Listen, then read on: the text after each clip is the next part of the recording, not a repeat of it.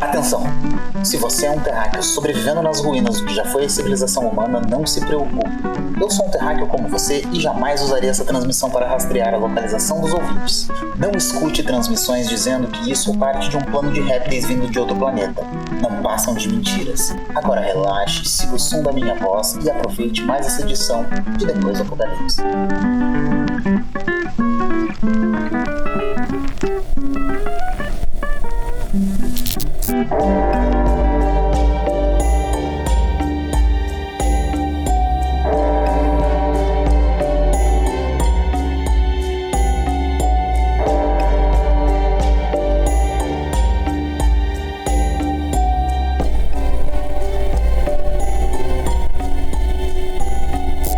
Para você que está nos ouvindo, então esse é o podcast Depois do Apocalipse e eu sou o Bino, o reptiliano albino. Eu sou o Franco maçom. E eu sou o Negromante. Como o título de hoje sugere, nós vamos para os crimes do assassino que ficou conhecido como Jack, o Estripador. O episódio vai ser recheado de morte, assassinato, sexo, mistério, pobreza e teorias da conspiração. Tá, mas a gente vai falar de todos esses assuntos por partes? Não, Franco. Hoje falaremos o assunto por inteiro. Desmembraremos absolutamente todo o caso. As vítimas, os investigadores, os suspeitos, a cidade toda. Mas se for assim, a gente vai acabar desmembrando mais gente que o próprio Jack, né? Provavelmente, e para estudar esse caso cirurgicamente, vamos ter que fazer algo que vocês dois estão acostumados a fazer. Vamos dar um salto no espaço-tempo para irmos até a Inglaterra vitoriana, mais especificamente a cidade de Londres. Acho que você teve por lá, não teve, Bino? Era tão glamuroso assim, mesmo disse que era? Olha, meu interesse é em substituir os líderes e os governantes do mundo, né? Para quem tem dinheiro, tudo é sempre muito mais glamuroso. Agora, para as massas, aí sim, Londres de 1888 era bem diferente do que a gente normalmente imagina. Para entender a história desses crimes, é importante entender o quão removida da nossa realidade era essa época. Porque o nosso senso crítico e a nossa moral, eles são sempre informados pela nossa vida e as nossas experiências no século XXI. E isso atrapalha muito mais do que ajuda quando a gente vai tentar entender esse cenário onde os crimes ocorreram, onde esses assassinatos ocorreram. Quando a gente começa a falar sobre o caso e sobre a era vitoriana, a gente normalmente tem essa visão mais fantasiosa, meio até steampunk, ou mesmo uma visão bem glamurosa, com a luz dos lampiões a gás, as cartolas, aquelas mulheres sendo sufocadas pelos espartilhos. Uma visão romantizada, então? Isso, uma visão bem romântica. Só que quando a gente vai falar disso, ao mesmo tempo, a gente está falando de um período menos de 150 anos atrás. E isso passa uma falsa impressão de modernidade, passa uma ideia de que essas pessoas pudessem já ser julgadas pelos nossos padrões. Para os nossos ouvintes entenderem um pouco a diferença que fazem esses 132 anos aí, no mesmo ano dos crimes, em 1888, e meses antes, em 13 de maio, a recém estava sendo assinada a Lei Áurea no Brasil, a lei que liberava os escravos. Foi no mesmo ano dos crimes do Jack que os escravos foram libertos no Brasil.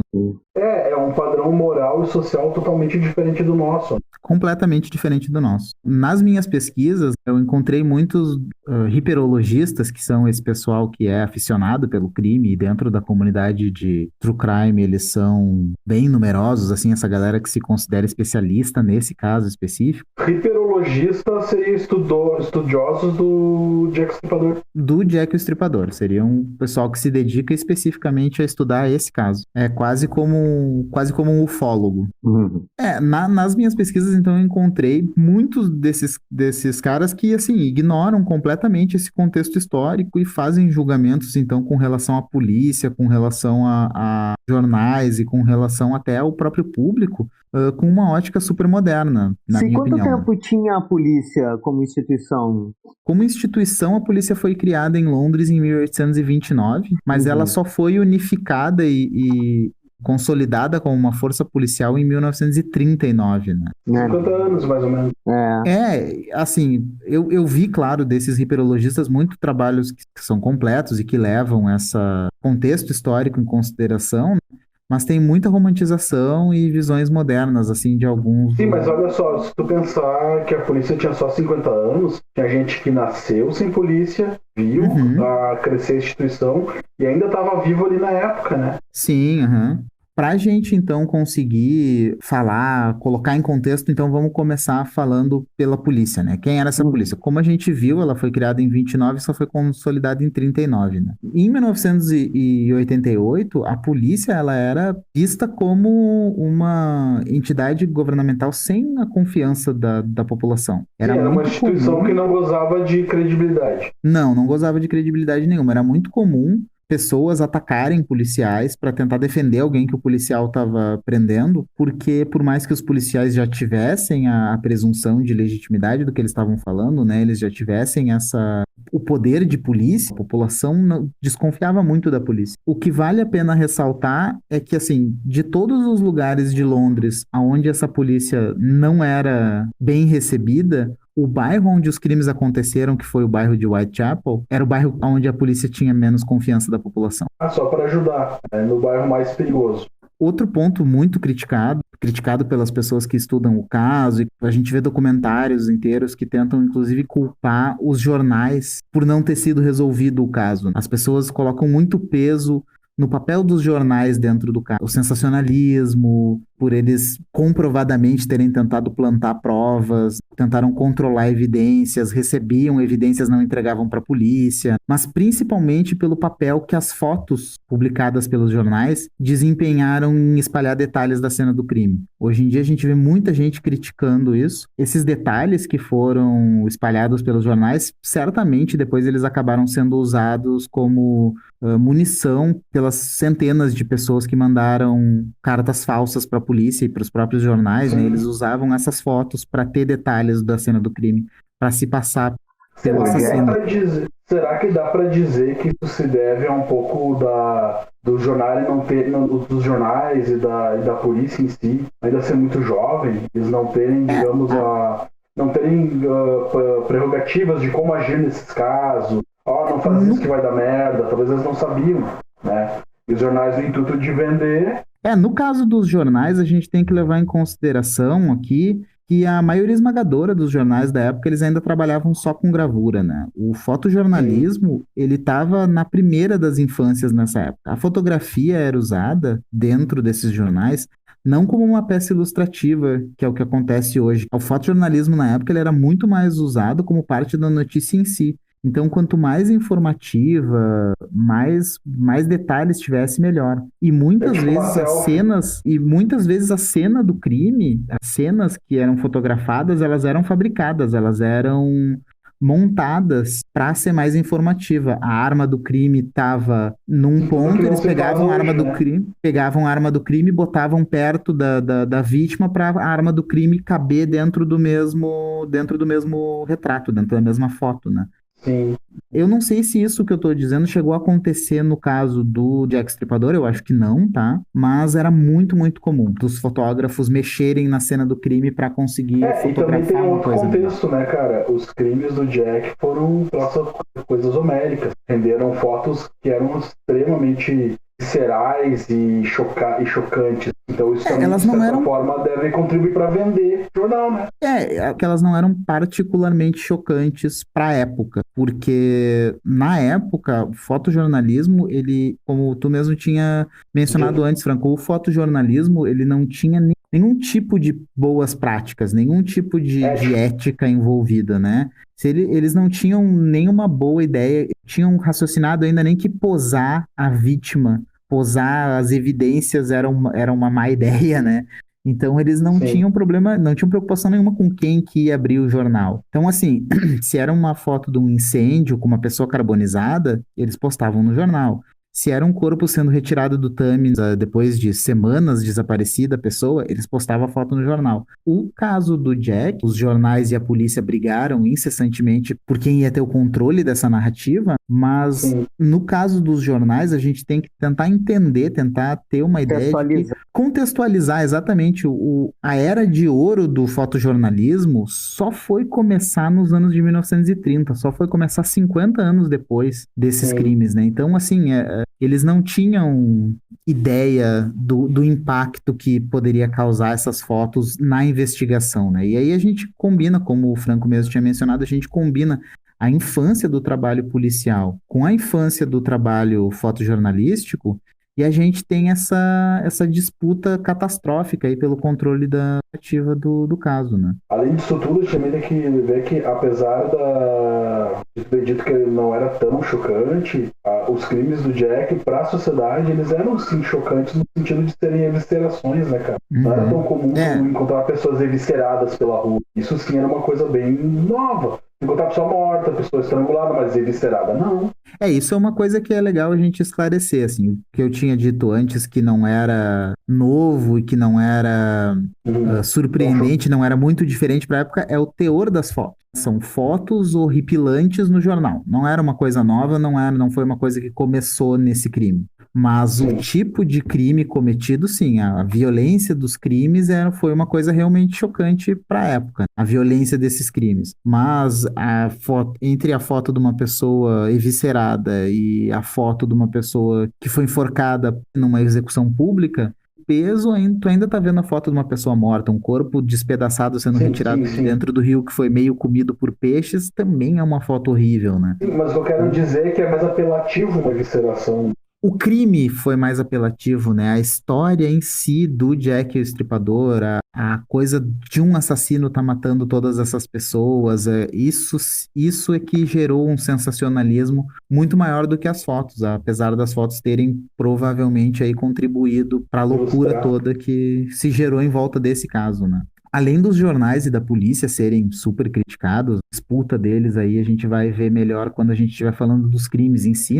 Mas agora a gente vai ver um pouquinho também dessa divisão do povo de Londres. Porque antes eu tinha dito que toda Londres não confiava na polícia, mas Whitechapel era pior do que o resto da cidade nesse quesito. Se a gente colocar a ideia que a mídia nos apresenta, e quando eu digo a mídia, eu não quero dizer a mídia da época, né? Eu quero dizer a nossa mídia aqui no século XXI. A ideia que a mídia nos apresenta da Londres dessa época, ela é uma ideia muito ligada a essa vida glamurosa das pessoas ricas da época. Essa Londres na luz dos lampiões, essa Londres com o teatro das cartolas, não é a Londres onde os crimes aconteceram. A Londres onde os crimes aconteceram, que o sino que a gente hoje chama de Jack o Estripador conhecia como o lar dele e aonde ele caçava essas pessoas, né?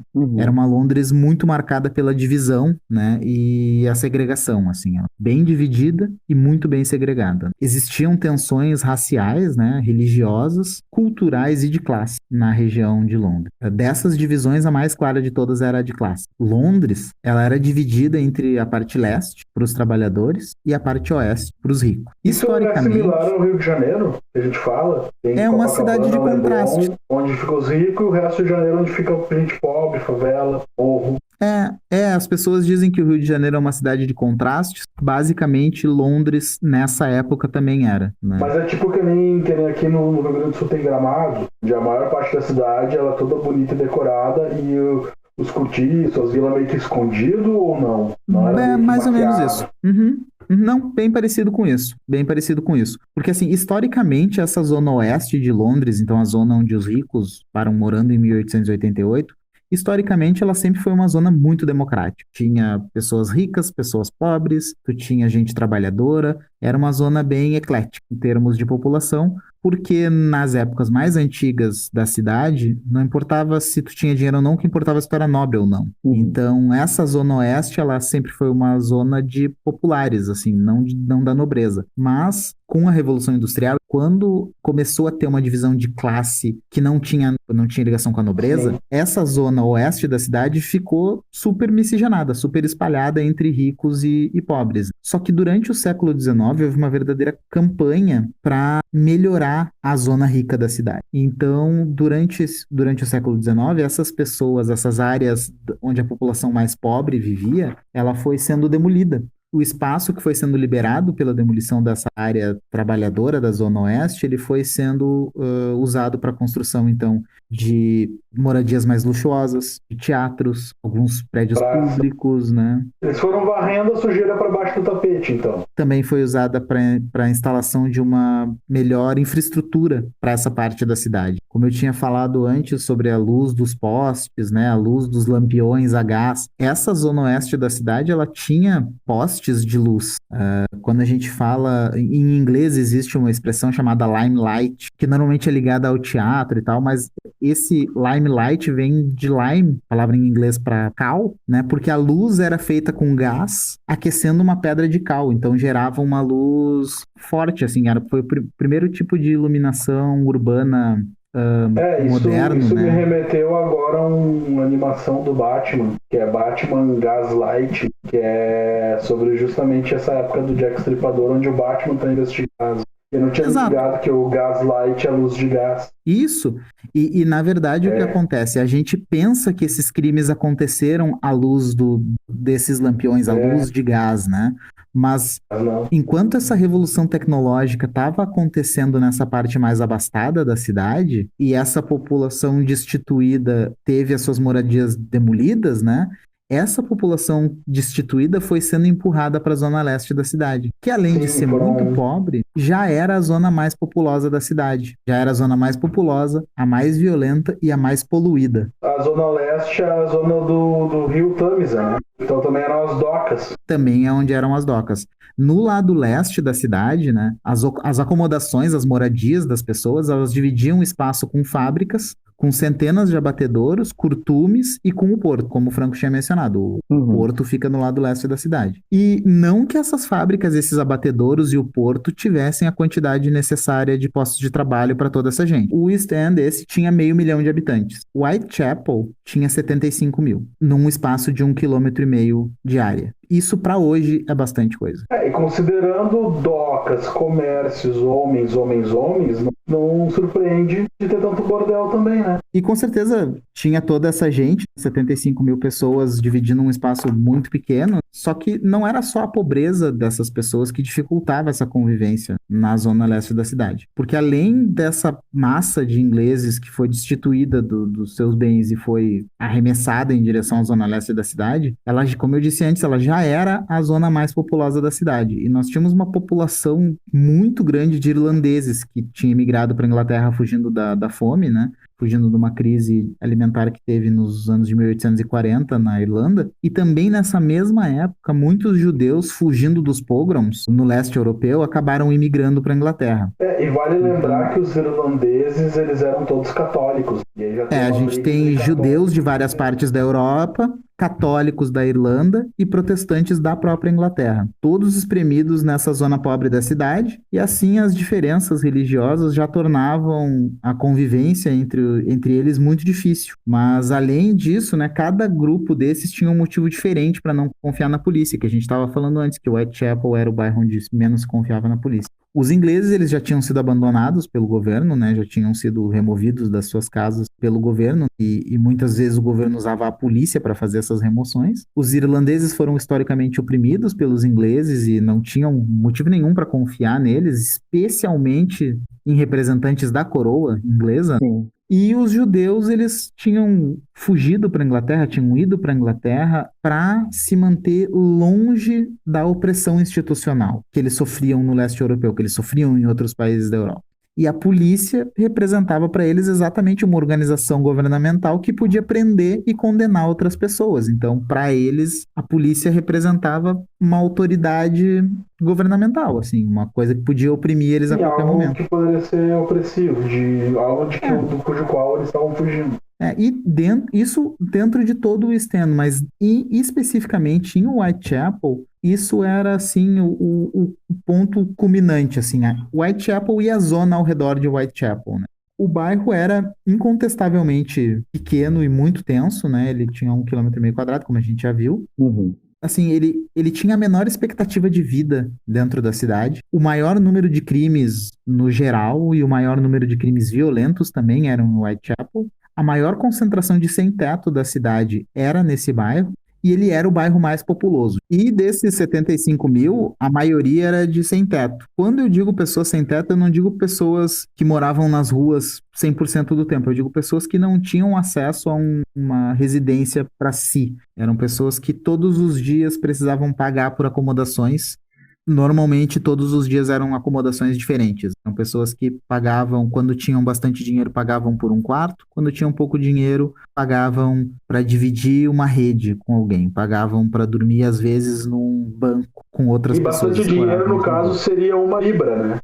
Bastante dinheiro seria uma libra. Uma libra nessa época era bastante. Era muita coisa, era bastante dinheiro. Quando elas não conseguiam, então, esse dinheiro no fim do dia para pagar a acomodação para elas, então elas dormiam nas ruas mesmo, na escuridão de Whitechapel. E eu preciso colocar para vocês aqui uma ênfase em quão escuras eram as noites em Whitechapel. Porque, como eu já tinha mencionado antes, a zona leste da cidade, ela não era banhada pelas luzes da zona oeste. Durante a noite, na Zona Leste, as pessoas ainda dependiam dos Link Boys, que eram aqueles meninos que andavam com uma tocha na frente das pessoas para iluminar o caminho delas. Isso espalhado por Londres como um todo. Se tu não tivesse na Zona Oeste que já tinha esses postes, tu dependia desse serviço dos Link Boys. Mas como Whitechapel era o bairro mais pobre da cidade, nem esse serviço era muito comum naquela região, porque... mais pobre e mais violento também. Exatamente. Esses meninos evitavam Whitechapel por causa da violência, por causa da pobreza, porque as pessoas não iam ter dinheiro para pagar eles, iam tentar sacanear eles, iam tentar roubar deles, e eles também não eram os melhores meninos do mundo, tá? Eles eram meio que uns trombadinhos, assim, era muito comum as pessoas reclamarem pra polícia que foram assaltadas pelo próprio Link Boy dela, ou que o Link Boy delas levou elas pra uma armadilha. Outra coisa importante, Bino, é que essa tubulação de gás provavelmente não tinha em Whitechapel, então o pessoal se aquecia como? Queimando madeira, queimando carvão. Isso gerava o quê? Fumaça. Fumaça Essa tubulação... aumentava mais a escuridão ainda, né? A Londres escura, cheia de fumaça, é bem própria do século XIX, né? A poluição das indústrias. Essa tubulação de gás, ela não era para aquecimento de casas. Ela era para iluminação. Mas essa iluminação não tinha Whitechapel. Não, então, o pessoal não tinha. tinha que fazer como? Queimando carvão, queimando madeira. Tocha. O pessoal não fazia nada. Essa é a realidade de Whitechapel, assim, como eu tinha falado antes, o bairro era tão pobre que os Link Boys meio que não iam para aquele lado, e apesar da polícia da época ter calculado que haviam 62 bordéis ali pela região e mais uma infinidade de pubs naquela área, mesmo esses pubs e esses bordéis, eles também eram relativamente pobres, então eles não faziam muito mais do que só iluminar a própria fachada, e eles faziam isso bem mal, na verdade. 62 bordéis em uma área de 1,5 km. Eles eram vizinhos, assim. Não. E assim, trabalhando nesses bordéis aí, mas principalmente nas ruas, não nos bordéis, tinha uma população também estimada pela polícia na época de 1.200 mulheres trabalhando como prostitutas. É muita gente. Sim, era 1.200 mulheres trabalhando como prostitutas. Uma mulher por metro, praticamente. Quando a gente fala dos casos, dos crimes, dos assassinatos em Whitechapel, né, desses que a gente hoje considera que foram cometidos pelo Jack Stripador, a gente está falando de crimes que, de uma forma predatória, por parte do assassino, ele usava a escuridão desse bairro. Porque, como a gente já tinha mencionado antes, era a zona mais poluída da cidade. Como o Negromante tinha comentado, a fumaça, a cortina de fumaça espessa das fábricas, da indústria, ela fazia com que tu já nessa época não conseguisse enxergar estrelas em Londres. Então, um bairro onde não se enxergava as estrelas, um bairro que não tinha iluminação externa, um bairro que nem o serviço de Link Boys funcionava, ele ficava jogado no breu. Se tu não estivesse na frente de um bordel... Tem outro fator também, a natureza do trabalho das pessoas. Ela vai pegar o cliente e vai levar ele para um cantinho, né, cara? Inclusive porque na maioria dos casos, essas prostitutas eram sem teto. Elas não tinham uma casa para levar os clientes, a maioria delas. Algumas até tinham disponibilidade, conseguiam alugar uma casa e tal, mas a grande maioria delas dormia em quartos com muito mais pessoas, né? Dormiam em acomodações bem precárias quando tinham dinheiro para pagar, né? E como o Franco mesmo colocou agora, parte do trabalho delas, quando elas iam atender o cliente nas ruas, era levar eles para um canto escuro para eles poderem Né? fazer a transação deles ali, né? E isso acabava apresentando a situação não só para o assassino que a gente conhece como Jack Stripador, mas para toda sorte de violência ali. Não era Sim. o risco que elas corriam, não era só o Jack o Estripador.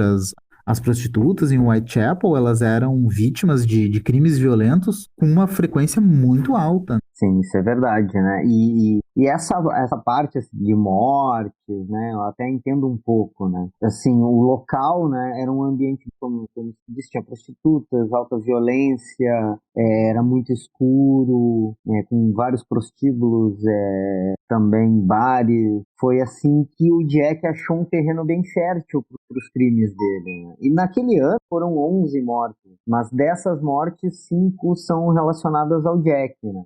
Eu vou... Naquele ano foram 11 mortes no bairro de Whitechapel. Sim, em Whitechapel. Sim, esse ano que vocês estão se referindo é 88, né? Não é 89. Não, 88. 88. É o ano que precede os crimes. Não, na verdade, os crimes foram em 88. Foram em 88. Ah, sim, verdade. Eles se estenderam até 89, né? Eu não lembro se eles... Tem que ver aqui, mas eu acho que eles se estenderam até janeiro, eu acho, 9, não tenho certeza. Eu vou falar primeiro das 5 mortes canônicas, porque mesmo dentro das 5 canônicas há algumas controvérsias, né?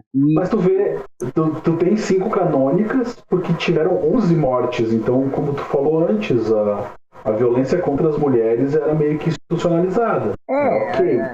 A violência fazia parte daquela região. Uhum. O que acontece? A primeira vítima atribuída a ele era Mary Ann Nichols, né? Ela nasceu em 26 de agosto de 45 e foi encontrada morta no dia 31 de agosto de 88. Ela tinha por volta de 43 anos, fazia 5 dias que ela tinha feito aniversário até. O apelido dela era Polly e o corpo dela foi descoberto aproximadamente umas 13h40 da manhã, em terreno em frente à entrada de um estábulo em Buxwell. Hoje ela é conhecida como Durward Street. Ela teve 2 cortes na garganta bem profundos e a parte posterior do abdômen dela foi parcialmente arrancada por um golpe intenso e irregular, né? Também foram encontradas diversas incisões no abdômen dela e 3 ou 4 cortes semelhantes no lado direito, todos causados pela mesma faca, né? Pelo mesmo objeto cortante. Um assassino só, então, uma pessoa só atacando ela. Uma pessoa só, né? A segunda vítima foi a Annie Chappell. Ela foi encontrada no dia 8 de setembro de 88, num sábado, e o corpo dela foi encontrado por volta de 6 da manhã no quintal de uma casa em Hamber Street, em Spitalfields. E assim como a Mary Ann, foi aberta com 2 cortes, um mais profundo que o outro. E o abdômen dela foi completamente aberto nesse caso e ela teve o útero removido. Ela nasceu também em setembro de 41, então ela tinha por volta de 47 anos quando foi assassinada. A gente já vê aí um escalonamento na violência, né?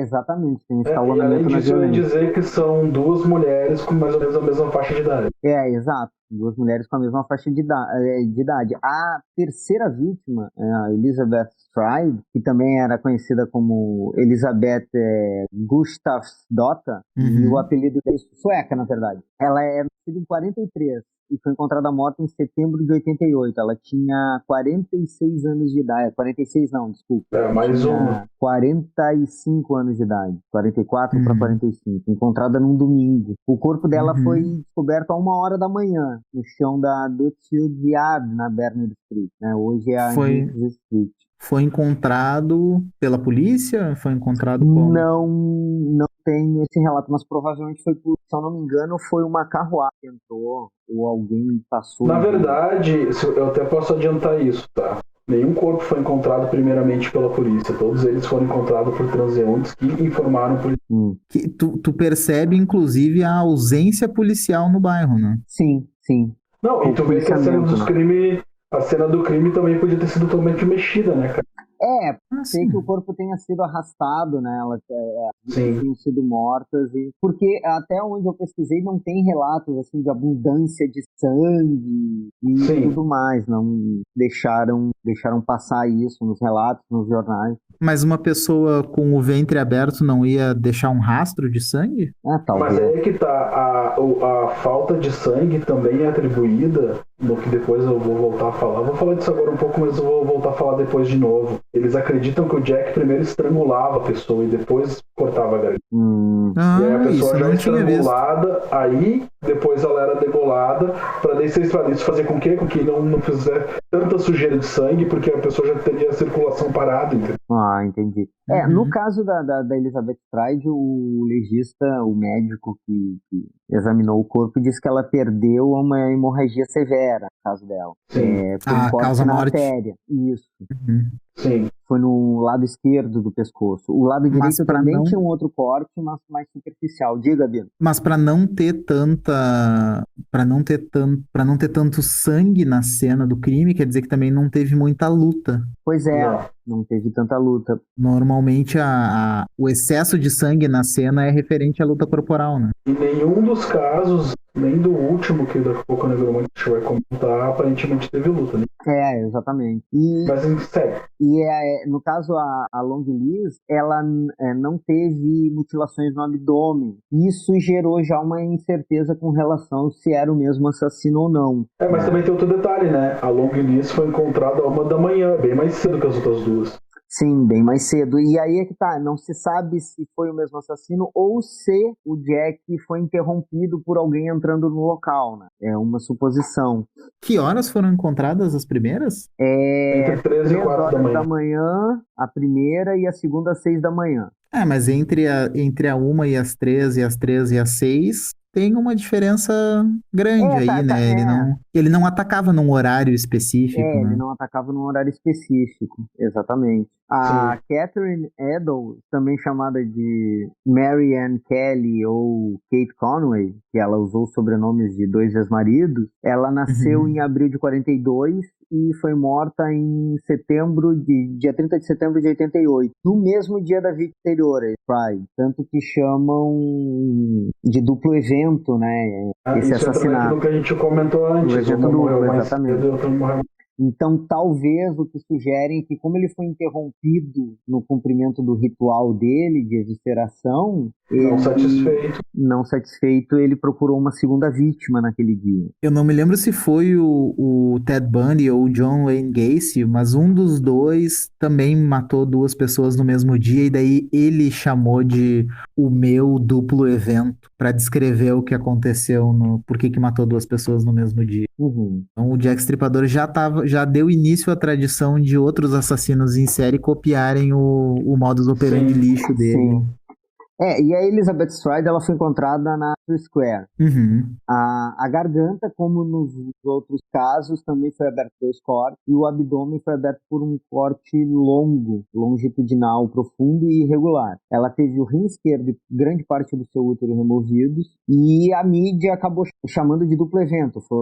Foram os jornais da época que deram porque esse nome. A Strides e a Edwards morreram no mesmo dia, né? Elas foram assassinadas no mesmo dia. A última vítima é o que gera mais estranhamento, assim, mais incerteza, os debates acerca de ter sido Jack ou não, porque a quinta vítima se chamava Mary Jane Kelly, ou Marie Jeanette Kelly. Depois que ela foi para Paris, ela adotou esse nome. O apelido dela era Ginger, e supostamente ela nasceu na Irlanda em 1863 e morreu em 9 de novembro de 88, numa sexta-feira. Nasceu em 63? Isso, ela tinha 25 anos de idade, muito fora da faixa etária das outras 4, né? E o corpo dela foi muito mutilado. Foi descoberto por volta de 10h45 da manhã, deitada na cama do quarto onde ela vivia, na Dorset Street, em Spitalfields. A garganta foi cortada até a coluna vertebral e o abdômen foi quase esvaziado dos seus órgãos. O coração também foi retirado. Essa é a primeira vez que o Jack retira o coração, né? Não, e não só isso, o coração dela não foi encontrado. O coração não foi encontrado. E o mais estranho é que ela foi encontrada dentro do quarto dela e não tinha sinais de arrombamento. Se suspeitou do marido, né? E até hoje né, se levanta a questão se ela foi ou não vítima do Jack o Estripador, ou se alguma outra pessoa conhecida se valendo do caso, né? E como o Bino falou, os jornais noticiavam amplamente o modus operandi, a arma das circunstâncias, alguém tentando tal dia para se livrar da culpa do assassinato, né? E ela no caso foi encontrada em Spitalfields, não em Whitechapel. Não, em Spitalfields, no quarto dela. Mas tem uma outra vítima também que foi encontrada em Spitalfields, a Chapman, a primeira foi encontrada em Spitalfields. Mas o mais interessante é que a Mary Jane, ela não foi encontrada na rua, foi encontrada dentro de casa e não tinha sinais de arrombamento. Se eu não me engano, a porta estava até fechada. Mas ela também era a única delas que tinha casa, não era? Eu acho que sim. Eu acho que era a única que tinha uma moradia, né? O marido foi um dos suspeitos, né? Eu acho que ele foi inocentado porque ele tinha um álibi restável, uma coisa assim. Só assim, né? Essas são as 5 canônicas, né? 2 delas são contestadas. A Mary Jane Kelly e a Elizabeth Stride. A Elizabeth Stride pode não ter sido Jack ou pode ter sido Jack, ele enterrou enquanto executava o assassinato. Mas existem outras mortes, nessas 11 que ocorreram no ano de 1888. Nós temos as 5 canônicas. E existem outras 8, né? 8? Não, desculpe. Existem outras 6 mortes. Anteriores, posteriores. Aí anteriores. Anteriores, porque tem o primeiro ataque que tem relato foi contra a Anne Millwood, que ela faleceu em 31 de março de 1880. Foi em 25 de fevereiro de 1880. Ela foi atacada com várias facadas, sendo admitida na enfermaria da casa de trabalho em Whitechapel. Ela foi atacada em Whitechapel. Ela tinha facadas nas pernas e nas partes baixas do corpo, na região do abdômen. Ela foi atacada por um homem que ela não conhecia e que retirou um canivete do bolso atacando ela. No caso, mas por que eles atribuem talvez o Jack, não parece meio nada a ver com o modo... Aí é que tá, o que algumas pessoas levantam é que talvez esse tenha sido o primeiro ataque, aquele ataque teste. Ele foi refinando. Exatamente, ele foi refinando o modus operandi dele, e ele atacou de surpresa, então, ele chegou nessa visão, isso faria com que a quinta fosse a obra-prima dele. É que a quinta vítima levanta muitas suspeitas porque é muito fora do modus operandi dele. Ele teria que ter ido até a residência dela. E aí, no caso, eu até levantaria que ele era uma pessoa conhecida, talvez. Dela? Conhecida dela, exatamente. No caso da Anne Millwood, os ataques não foram suficientes para causar nenhum ferimento mortífero, mortal. Ela sobreviveu ao ataque e ela morreu de outras causas posteriormente, naquele ano. Houve um segundo ataque realizado no dia 3 de abril, a 1h30 da manhã, da Emma Smith. Ela é uma prostituta, ela foi atacada, ela alegava que foi atacada por um grupo de homens e jogaram ela ao chão e roubaram o dinheiro dela. Ela em seguida ela foi agredida e alguém enfiou dentro da sua vagina um objeto rombudo. Essa introdução do objeto, como causou o rompimento do peritônio, levou a uma infecção que causou sua morte. Ela relatou para a polícia que foi um grupo de homens. Algumas pessoas levantam a hipótese de que ela não quis dizer quem foi o atacante com medo, mas é tudo por especulação, não tem como saber, não tem nenhum indício que aponte a isso, mas foi mais uma morte que causou uma certa comoção e uma certa dúvida nas pessoas que pesquisam Jack. Se ela teria sido ou não uma vítima Se ela teria do Jack. sido ou não uma vítima do Jack. Uma terceira vítima, e daí foi um pouco antes dos ataques, do primeiro ataque do Jack Estripador, do ataque canônico, ela ocorreu em 6 de agosto de 1888, na segunda-feira. E muitas pessoas levantam, essa talvez seja realmente a primeira vítima do Jack. Ela é também nascida Martha White, ela se chamava Martha Tabram, era uma alcoólatra, de gene difícil, e ela foi vista com a Curly Poe e mais 2 soldados. Eles saíram do bar por volta de 23h45 da noite, né? E estavam na rua com os dois. Uma pessoa informou que por volta desse horário, porque acordou com gritos de assassinato, mas a pessoa não foi verificar, não. Às 13h30 da manhã, um morador da área, voltando para casa, ele viu o corpo de Mary caído nos degraus da escada de um dos quartos onde ele morava. Mas ele achou que ela estava só dormindo, bêbada, né? Isso não devia ser muito incomum na área, não era um local... Tipo, Whitechapel, como o Bino descreveu, era um local com bêbadas, com brigas, né? Sim, era um local extremamente violento por existir, ele já existia sendo assim. E assim, encontrar pessoas dormindo na rua não devia ser nada muito difícil naquela época. Não. Só que às 5 horas da manhã, uma outra pessoa, quando estava indo para o trabalho, viu que a Martha Traban estava morta. E aí chamou a polícia. O legista, no seu exame, ele constatou que ela foi morta por volta de 2h30 da manhã. E ela recebeu 39 facadas no pescoço e ao longo do seu corpo. Então, essa realmente é a pessoa onde muitos questionam se não teria sido a primeira vítima do Jack, né? Ela recebeu facadas no pescoço, foi encontrada de madrugada, morta. Sim. Ela morreu de madrugada.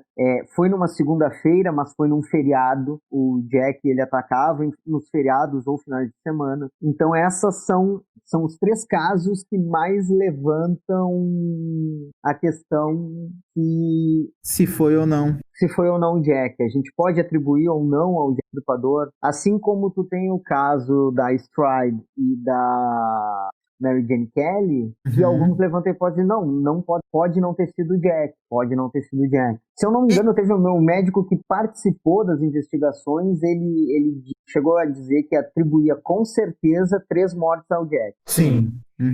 Fora isso, né, nós temos também as cartas, né, que o Jack escreveu. Na verdade, a polícia pediu que as pessoas escrevessem para denunciar, né? E o que aconteceu? Centenas de cartas eram enviadas para a polícia. Algumas admitindo serem um assassino, outras tentando dar pistas. Mas 3 delas chamaram a atenção. Algumas das cartas, sabidamente hoje, você sabe que foi de jornais. Sim, mais sensacionalismo por caso. Exato. Então, tem 3 cartas que são atribuídas a ele. A Dear Boss, a Saucy Jack e a From Hell. A Saucy Jack e a From Hell, até onde eu pesquisei, parece que tem jornalistas que admitiram, a própria polícia admitiu que foram pessoas da mídia que escreveram para manter viva a história, né? Para continuar vendendo. Qual delas? As 3. As 3. A Saucy Jack, ela desapareceu, né? Essa carta não se encontra nos arquivos da polícia. A From Hell tinha desaparecido, mas ela foi recuperada no 80 do século XX.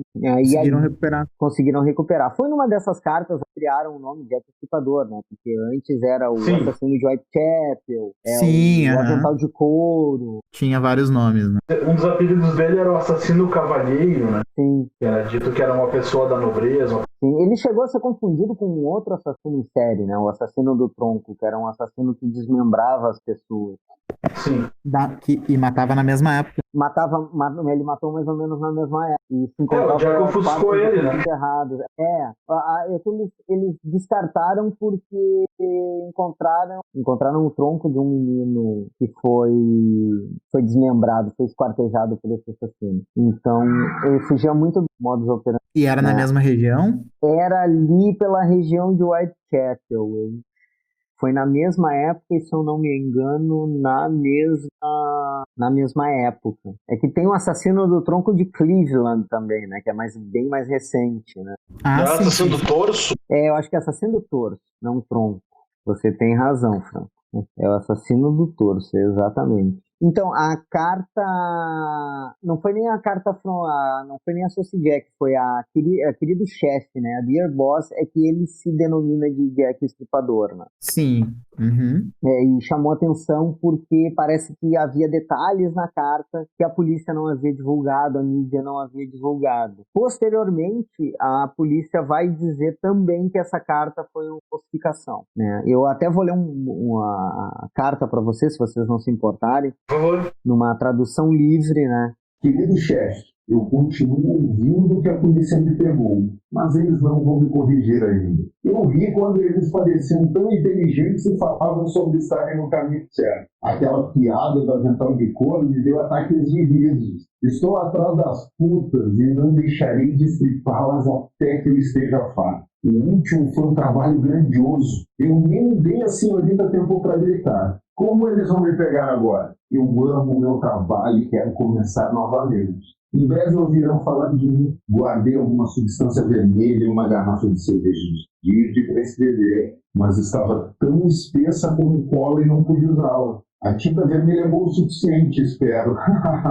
No próximo trabalho, cortarei as orelhas das senhoritas e as enviarei à polícia para me divertir. Mantenha essa carta em segredo, até que eu tenha feito um pouco mais de trabalho e depois publique-a logo de cara. O fato é tão bonito e afiado que quero começar a trabalhar agora mesmo. Se eu tiver uma chance, boa sorte. Sinceramente seu, Jack, o Estripador. Não se incomode por eu estar dando meu nome profissional. Não estava bem o suficiente para enviar isso antes de tirar toda a tinta vermelha das minhas mãos. Maldita seja. Sem sorte ainda. Agora dizem que sou médico.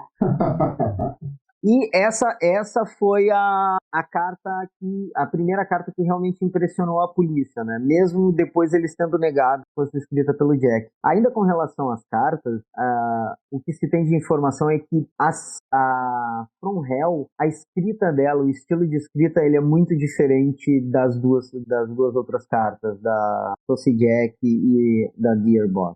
E a Socijack e a Dear Boss foram escritas pela mesma pessoa? Eles dizem que não, que foram jornalistas diferentes, na verdade. Mas ainda assim a Socijack, ela é mais parecida o estilo de escrita com o Dear Boss. Provavelmente foram os mesmos jornalistas, caso não tenha sido o Jack, né? Que é outra coisa que nós não temos como saber. Muito difícil de confirmar, né? É muito difícil de confirmar, e esse é o problema, e gerou várias suspeitas, né? Porque essas mortes marcaram bastante a sociedade na época, né? Os jornais ficaram em polvorosa, a polícia nunca conseguiu identificar o assassino, né? E com o passar das décadas, várias teorias foram surgindo sobre quem era o culpado, né? Sim, é que na época também haviam mais de 100 pessoas com algum nível de evidência que pudesse incriminá-las. Então eu vou falar um pouco das investigações agora e dos suspeitos, se vocês me... Claro. Os assassinatos citados, eles foram geralmente cometidos na escuridão, né? Das últimas horas da madrugada, sempre perto de um final de mês ou mais ou menos no final de uma semana. Mas ainda assim, eles têm peculiaridades que saem um pouco de um padrão. De alguma maneira, eles não são 5 assassinatos idênticos. A Edwards, ela foi assassinada fora dos limites de Whitechapel. Já a Nichols, ela foi a única vítima que foi encontrada em uma rua aberta, apesar de ser uma via escura e deserta. No caso, as outras não eram ruas abertas. Muitas fontes indicam que a Chapman, ela foi morta depois do nascer do sol, embora essa não tenha sido a opinião da polícia e dos legistas na época, que examinaram o corpo dela. Ela foi a que foi encontrada às 6 da manhã. Isso. Eles acham que, na verdade, ela tinha sido morta depois que o sol já estava nascido. Mas a opinião do legista da polícia foi que ela tinha sido morta antes, levada até lá. E a Kelly foi a última. Ela pôs um fim a 6 semanas de inatividade do assassino. Havia se passado 1 semana entre a morte da Nichols e da Chapman. E 3 semanas entre a morte da Chapman e aquele evento duplo que a gente comentou. E aí o que acontece? A principal dificuldade da polícia da época em definir quem foi ou não uma vítima do Jack foi o fato de que ocorria um número espantoso de ataques contra mulheres na mesma época. A maioria dos especialistas apontam que o corte duplo na garganta, a mutilação do abdômen e dos genitais e a remoção de alguns órgãos e a gradual intensidade das mutilações faciais, né, que começou um pouquinho, no final não foi mencionado antes, mas a Mary Kelly, ela teve o rosto completamente desfigurado, seriam o que caracterizaria o modus operandi do assassino. Uhum. Sim, a mutilação fazia parte do modus operandi dele, mas não no caso dela, né? Quer dizer, no caso dela sim, mas no das outras não, né? Desfiguramento. Todas elas tiveram um desfiguramento facial que foi agravando. A partir do evento duplo já teve cortes no rosto, depois no outro caso cortes mais severos no rosto, e no final, com a Kelly, ela foi completamente desfigurada. Isso é parte da gradual intensidade das relações, na face. Sim, a violência vai aumentando conforme ele vai se tornando mais seguro dos crimes, né? É o que a polícia acredita, que à medida que ele tinha mais certeza de que ele ia ser pego, ele ia se tornando um assassino mais voraz, mais violento. E também tem uma coisa importante, ó. Apesar de todas serem prostitutas, nenhuma dessas 5 foi estuprada. Não foi encontrado traço.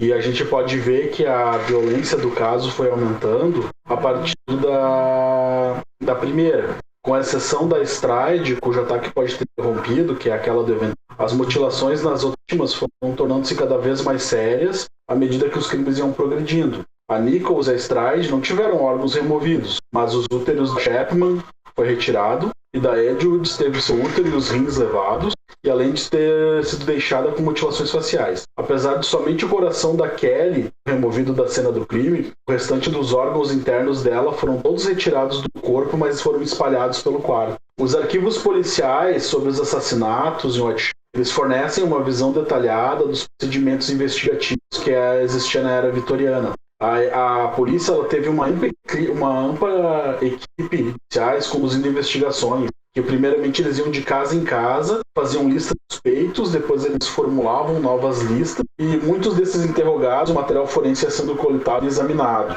A leitura detalhada das investigações, ela demonstra que o processo básico era identificar o suspeito, rastrear, decidir a necessidade ou não de examinar os passos dele à medida de que eles iam tirando mais a vida do sujeito. Se ele ia se mantendo dentro do padrão, a investigação contra aquela pessoa continuava. Se a pessoa começava a ter um álibi ou alguma coisa que demonstrasse que ele talvez não fosse um suspeito, ele já era arriscado da lista. E como eu disse, eram muitas pessoas envolvidas. E também um critério de investigação pouco funcional, assim, pouco...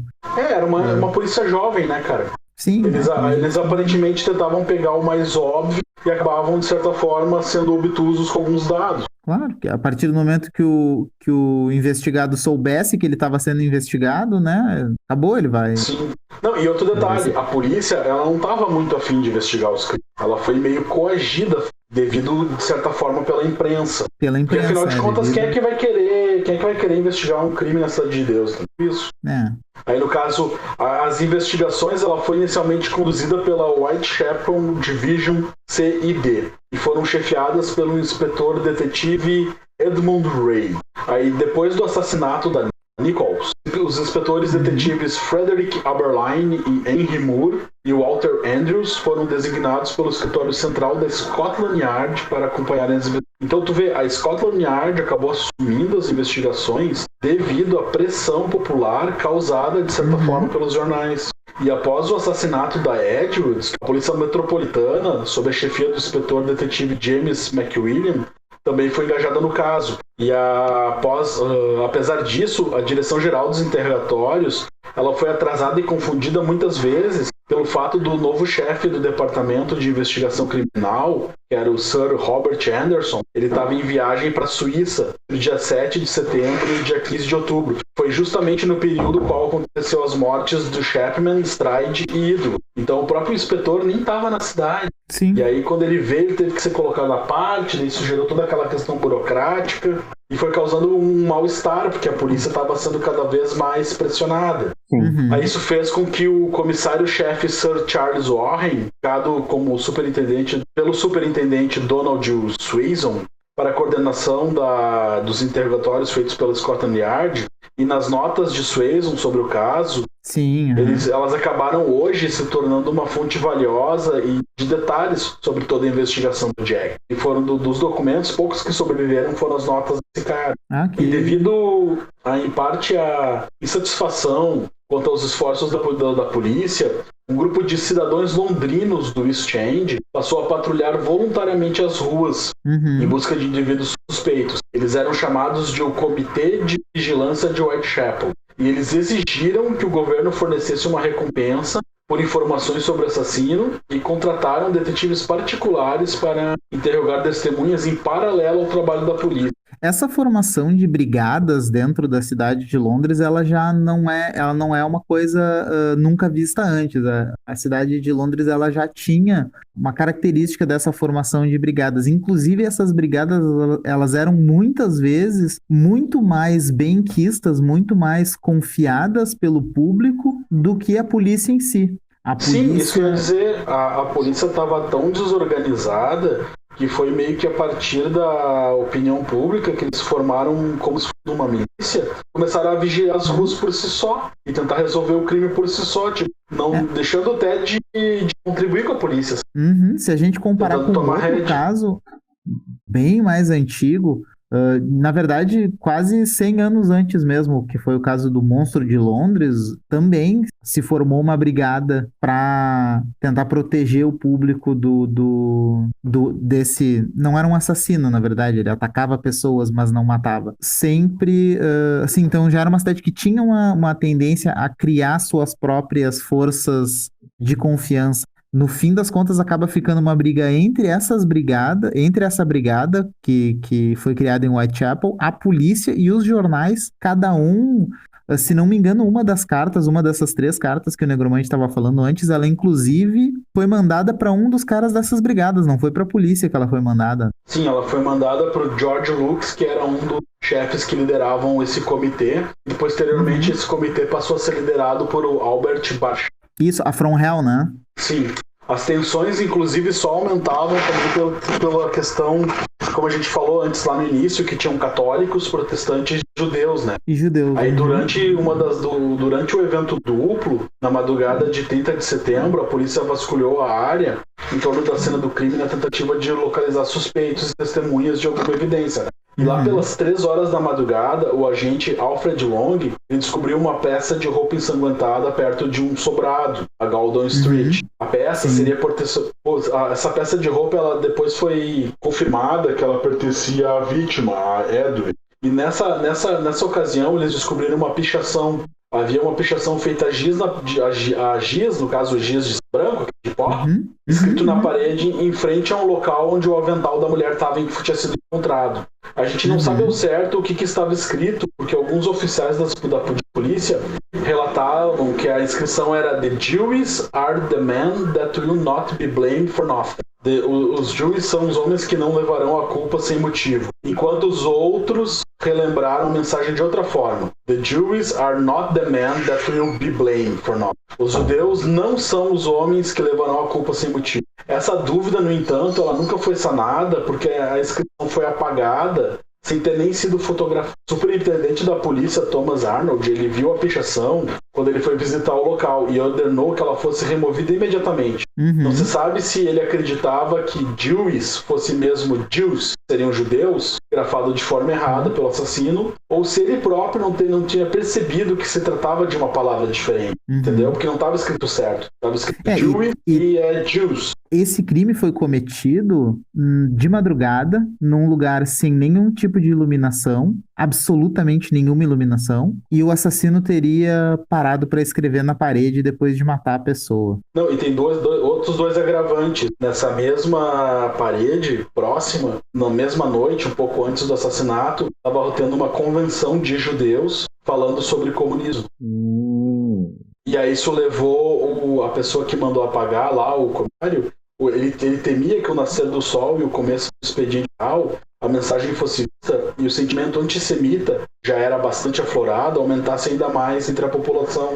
Desde o assassinato da Nichols, haviam rumores que circulavam no East End sobre os crimes serem de autoria de um judeu chamado Avental de Couro. E a tensão religiosa se encontrava em níveis quase insuportáveis, tendo inclusive já acontecido confrontos de judeus, católicos e protestantes. Sim, eram bem comuns esses confrontos. alguns dos oficiais já não concordaram com a ordem do Arnold e aí já começou uma briga entre as próprias polícias mesmo. Uhum. Porque eles alegavam que essa pelo menos tinha que ter sido fotografada antes de ser apagado. Mas no final das contas, a ordem dele foi cumprida e o comissário de polícia metropolitana, o Sir Charles Warren, mesmo contrariado, ordenou a retirada da descrição, que foi apagada às 5h30 da manhã. E com o passar do tempo, as pessoas dizem que essa decisão dele foi equivocada, porque os estudiosos do caso levantam a hipótese que Jews, na verdade, seriam uma palavra para maçons, que eu tenho que repudiar com todas as forças e dizer que é uma baita de uma mentira. Né? Só não sabe nada. Como é que alguém pode levantar a hipótese de que os maçons teriam alguma coisa a ver com esse caso? Isso é um absurdo, né? O pessoal fica vendo muito filme, lendo muita revistinha. Coisa de terráqueo.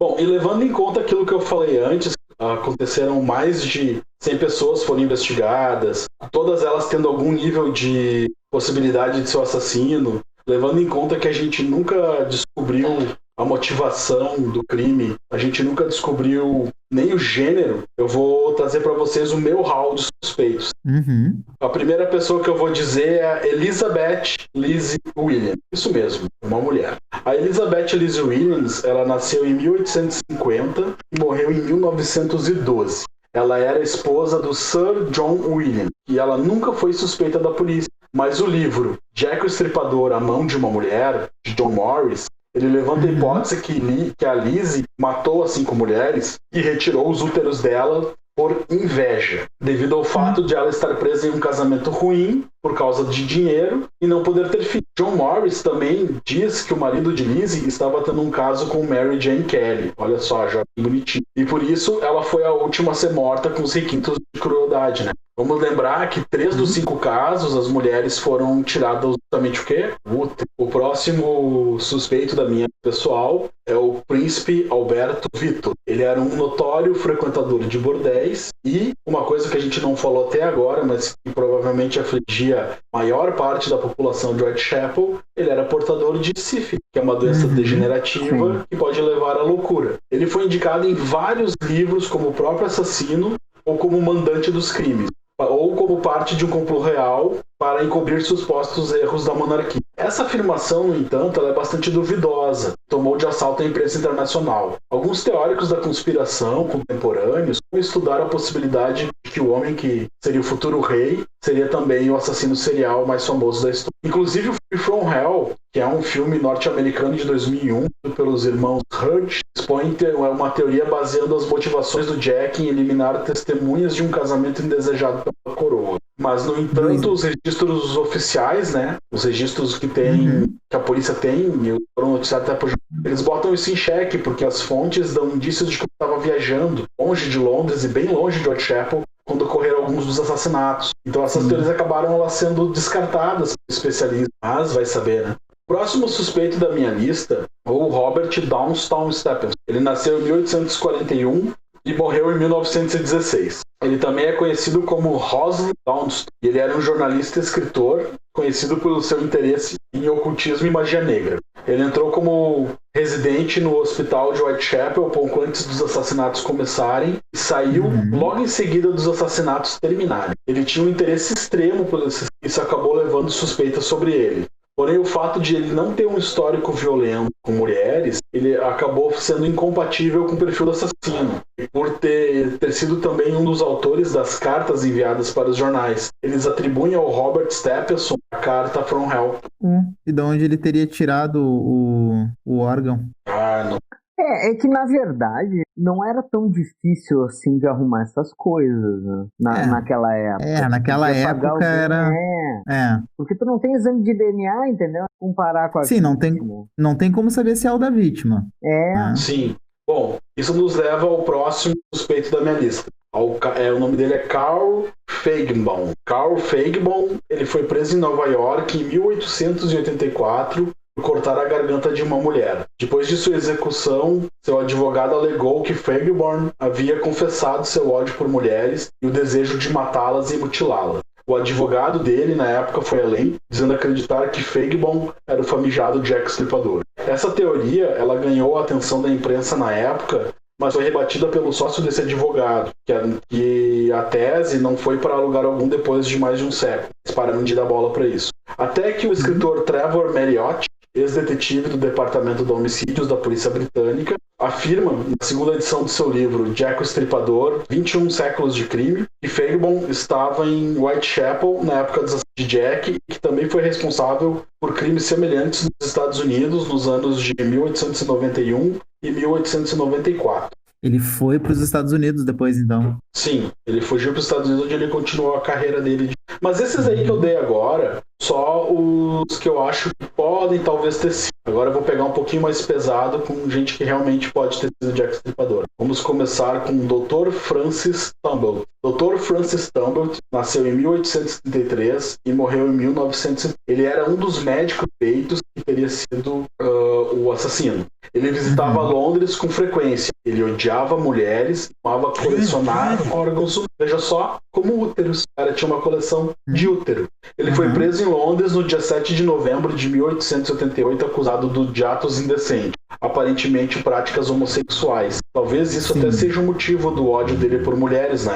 E no dia 24, ele conseguiu fugir da prisão e foi para a França. O Tumbleton foi citado como sendo um suspeito pelo então inspetor-chefe John George Litchfield, da Polícia Britânica, em uma carta ao jornalista e escritor George R. Sims, datada de 26 de setembro de 1970. O Dr. Francis tinha a caligrafia muito parecida com uma das cartas enviadas para a polícia. E além disso, ele tinha uma coleção de útero e foi casado e se separou após descobrir que sua mulher foi uma ex-prostituta. Por isso, seu ódio também por mulheres. Aparentemente, ninguém sabe se ele mesmo foi o Jack o Estripador. Mas agora vamos à cereja no bolo. Sabe o que a gente sabe sobre ele? Que a mulher que ele se separou mudou de nome para Mary Jane Peyton. Mas ele chegou a matar alguém? Ele fugiu, sabe? Não foi Não, perto. eu digo, ele... Depois, na vida, depois dele ter saído de Londres, quando ele voltou para os Estados Unidos, ele chegou a matar alguém lá? Não vi registro. Porque uma pessoa que comete os crimes que o Jack cometeu, ela dificilmente vai parar, né? Vai conseguir parar, A menos que seja vingança e a última morte pode ter sido a da ex-esposa, ele completou o ciclo dele. Isso que tu falou do cara não parar de matar é interessante, que nos leva ao meu próximo suspeito, tá? É o James Kelly. O James Kelly, ele assassinou a primeira esposa dele em 1883, uma facada na nuca.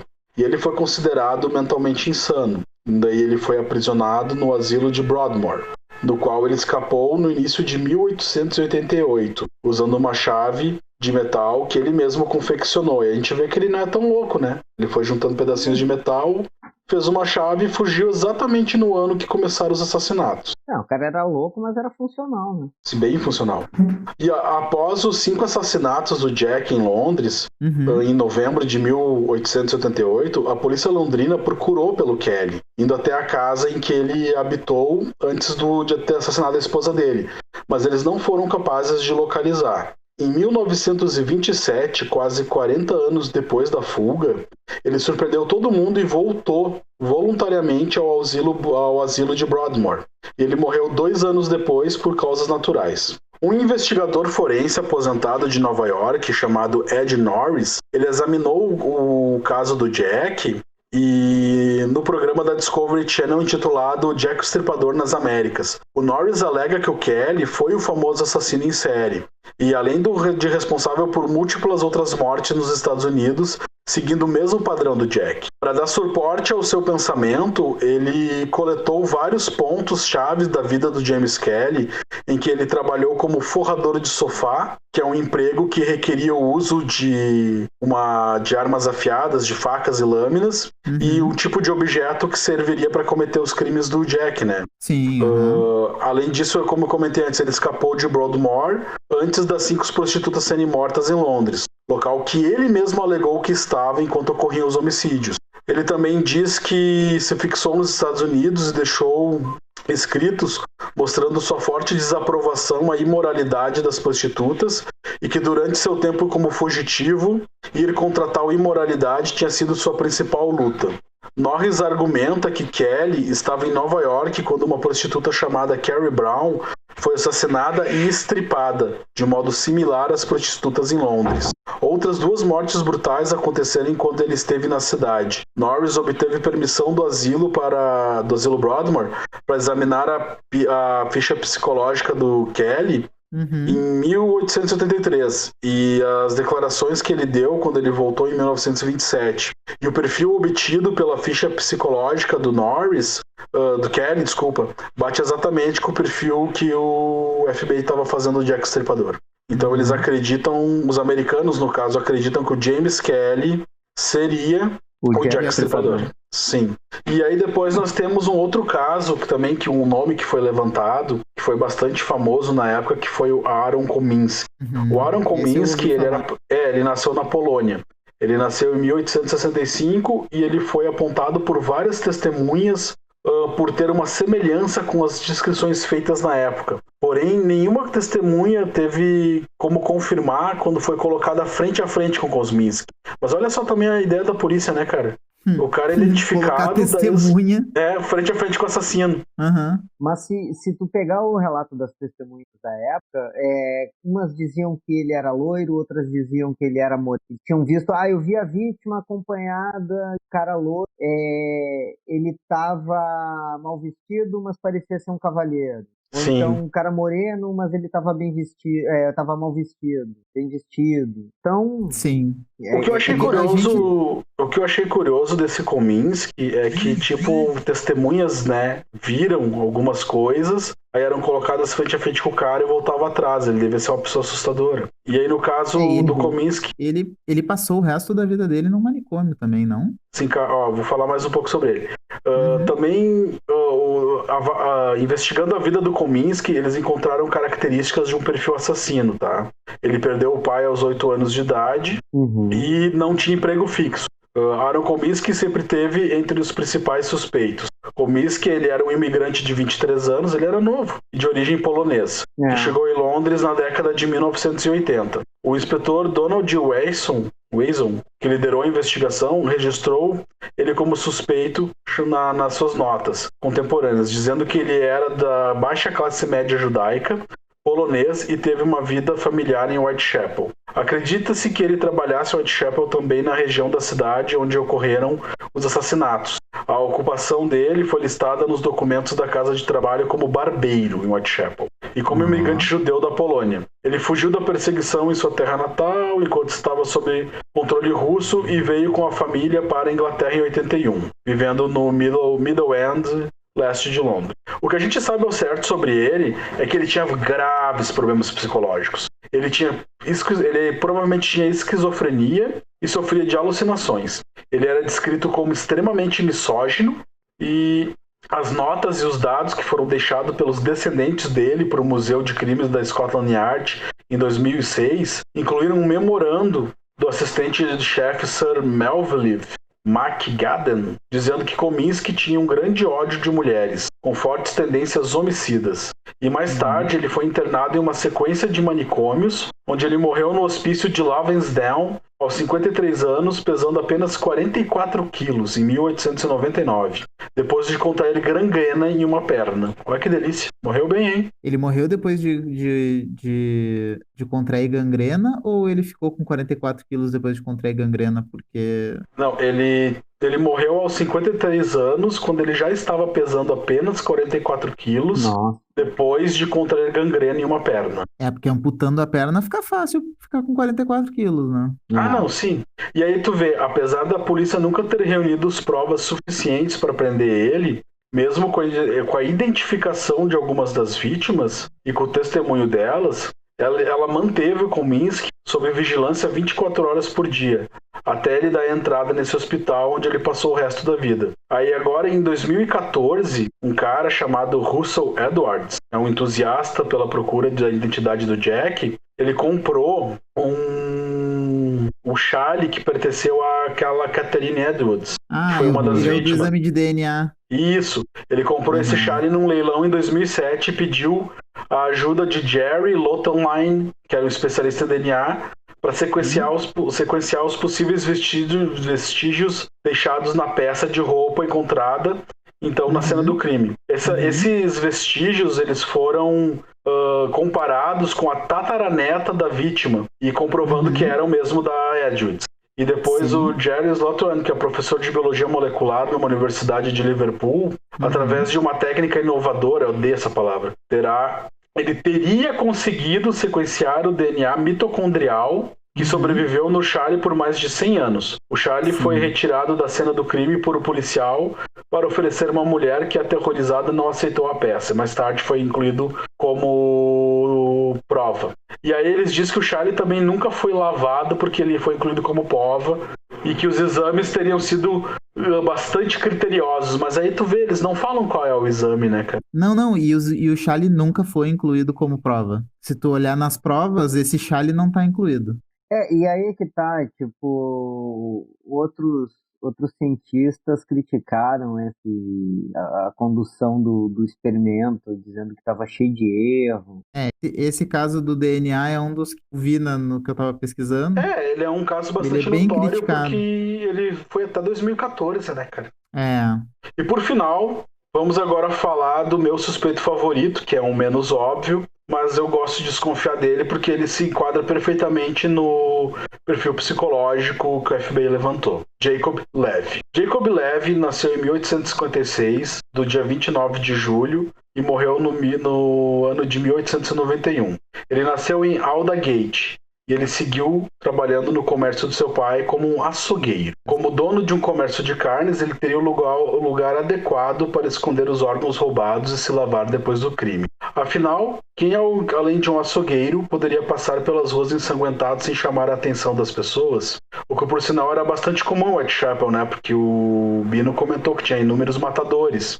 Então, pessoas andando de avental ensanguentado não era algo chocante. Era bordel e o abatedouro que tinha. Então, o que se sugere? Que o avançado grau da doença do Jacob fez ele ficar maluco. E isso dá para se comprovar porque a sua esposa, a Mary... Como é que é o nome dela? Mary Williams Levy, ela foi à polícia depor que o marido andava transtornado e passava as noites nas ruas. E ela não sabia o que ele fazia. A polícia, no entanto, ignorou ela em vista ao grande número de suspeitos da época. Sim. E aí depois, em 2009, o jogo para PC Sherlock Holmes vs Jack Stripador usa uma combinação de evidências historicamente atestadas e embasadas para estabelecer que a verdadeira identidade de Jack Stripador era Jacob Levy, o açougueiro. Uma outra mídia que explorou ele como possível assassino foi o documentário da Discovery Channel, Arquivos Confidenciais Jack Stripador, no canal NetGeo. Esse documentário conclui que existem muitas evidências que comprovariam que Jacob seria o assassino, porque ele teria motivação, meios e como se sair dessa sem ser pego. Eu, na verdade, eu não tenho um suspeito favorito nessa história do Jack. Pra falar a verdade, eu não tô nem convencido de que tenha sido só um assassino, de que não tenha sido crimes e um pouco de histeria coletiva e um pouco de... De repente o cara matou umas 2, 3 pessoas e começaram a atribuir mais crimes a ele. Assim... Eu gosto de suspeitar desse Jacob Levy pelas tipo, a ocasião faz o ladrão, sabe? Ele tinha os meios, ele tinha os motivos, ele era da região. Normalmente esses assassinatos ocorrem dentro de um perímetro. Uma coisa que eu não gosto muito do Tumblr e não gosto muito do James, eu não gosto muito dos criminosos que teriam vindo de fora de Londres para cometer esses crimes, é que se a gente for olhar o mapa de Whitechapel e Spitalfields do lado ali, se a gente for olhar o mapa daquela região, os mapas da época, né, era um labirinto. Uma pessoa de fora, uma pessoa que não conhecesse a região, não conseguiria se mover com a velocidade que o assassino precisaria se movimentar, né, para não ser pego, né? Sim. E então, no caso, alguém de dentro do bairro, alguém que seja dali, para mim é muito mais convincente como suspeito do que quem não é dali. E apesar de tudo, né, gente, ao que tudo indica, a gente nunca vai saber a verdadeira identidade do assassino de Whitechapel. Mas o impacto social dele foi tão ímpar que nos anos seguintes aos crimes, o Whitechapel recebeu inúmeros incentivos do governo. e acabou se desenvolvendo e melhorando de vida. As pessoas começaram a ter condições de vida melhor. E isso em pouco foi culpa dos assassinatos e da repercussão toda. Vocês acham que nesse caso daria para dizer que o fim justificou os meios? Eu acho que o bairro mesmo em si, o Whitechapel, ele só foi ter assim, melhorias reais, ele só foi deixar de ser um bairro. Ele teve melhorias, claro, não dá para negar que logo depois do caso houveram melhorias, né? Mas ele só foi. Ele foi praticamente demolido na Segunda Guerra por bombardeios, né? E Sim. só na reconstrução é que ele meio que deixou de ser aquela mesma Whitechapel, né? Assim, foi uma coisa. Pois é, o que é meio irônico, né? Porque a gente vê um documentário do Jack, a Estripadora, as pessoas andando pelas ruas e dizendo, foi aqui. Não foi? Isso é Não, alguns dos locais eu acho que até foram preservados, assim, em termos de sobreviver à Segunda Guerra Mundial. Eu sei que tem alguns dos lugares que hoje em dia, tem um deles, eu não vou saber dizer o local qual vítima foi encontrada, mas hoje em dia é o pátio de uma escola. Alguns deles conseguiram ser preservados, mas outros, eles foram, inclusive, propositalmente apagados da história, porque durante muito tempo, até depois da metade do século XX, assim, esses crimes eles eram lembrados como uma coisa sombria, macabra, eles não eram celebrados. Acho que até hoje é lembrado dessa forma, né? Mas hoje em dia ele é muito mais celebrado, existe um turismo a respeito. Mas isso a gente vê tempo. Essa coisa a gente vê que é obra da modernidade, porque no caso do Vendigo também acaba virando turismo. Sim. Turismo, claro. Mas no caso dos suspeitos, cara, o Kominsky foi apontado também por cientistas na Inglaterra como sendo o assassino, Provavelmente. né? Eles ligaram também o DNA. Só que daí é que tá também, eles ligaram a Eddowes, Elizabeth Eddowes. Né? Sim. Mas é super controverso, porque eles não submetem aos pares a revisão do artigo, então tem muitas críticas, né? O que eu acho mais, assim, a gente pode nunca saber quem é, mas eu concordo com o Guino, era alguém da área, é muito difícil ser alguém de fora. E se tu for Sim, mas olhar... é por isso que eu desconfio do Jacob. Ele era da área, ele morava exatamente na região dos crimes, ele era uma pessoa comum, tinha uma noção mais ou menos de anatomia, porque ele era um açougueiro, né? Sim. É que se tu for olhar não era tão bem educado. Se tu for olhar o relatório do FBI, cara, o FBI não aponta só, ele não só um perfil do assassino. Ele traça também outros paralelos interessantes, como, por exemplo, todas as vítimas moravam muito próximas da outra. Assim, a área, a distância entre uma casa e outra das vítimas representava 1,5% da área total de caça do Jack. Mas se tu pensar que a área de caça dele é só 1,5 km por 1,5 km, é natural que eles morem próximos. Não, mas para pensar, tipo, de toda a área que ele podia caçar, apenas 1,5% ele atuava. E outra coisa, tem um bar e se sabe que todas as vítimas frequentavam o mesmo bar, então provavelmente ele frequentava. Isso entra naquela teoria que eu comentei com vocês, de talvez o Jack Stripador fosse um cafetão. Então, foi por isso que quando a gente começou a falar dos suspeitos, eu disse que eu meio que não tinha um suspeito favorito, porque eu não tenho certeza se o Jack Stripador era um assassino ou se foram vários crimes que acabaram sendo aglomerados como uma coisa só, e depois disso, pessoas que iam matar, tipo assim, assassinos começaram a usar o Jack como álibi pra si mesmo. Não fui eu que matei porque eu não sou o Jack Stripador. Sim. Né? Eu não tenho como ter matado aquela mulher, então eu não matei essa também, porque quem matou ela foi quem matou aquela lá. Né? Isso ajuda, inclusive, no caso da última vítima canônica, que tem gente que culpa o ex-marido dela foi um dos suspeitos, né? Sim. E assim, se a gente for parar pra pensar, foram 11 assassinatos, 5 são considerados canônicos, né? Algumas das vítimas anteriores foram atacadas por gangues, né? Então, assim, tinha cafetão matando prostitutas. As prostitutas, às vezes, eram mortas pelos próprios clientes, porque, enfim, era um bairro extremamente violento, a gente não pode esquecer disso, né? Então, eu não sei se a gente provavelmente nunca vai saber a identidade do Jack Stripador, mesmo que você ache uma carta com alguém assumindo que era ele, não tem como comprovar, né? Sim. Eu acho que é um dos maiores mistérios da história criminal. tantas teorias, tantos suspeitos, e ainda assim a gente nunca vai saber quem foi o Jack, o Estripador. Eu também acho que... E assim, eu acho que os nossos ouvintes já sabiam que não ia ter uma resolução quando eles vieram ouvir esse nosso episódio, porque é um caso extremamente famoso e as pessoas sabem que ele não foi capturado. Sim.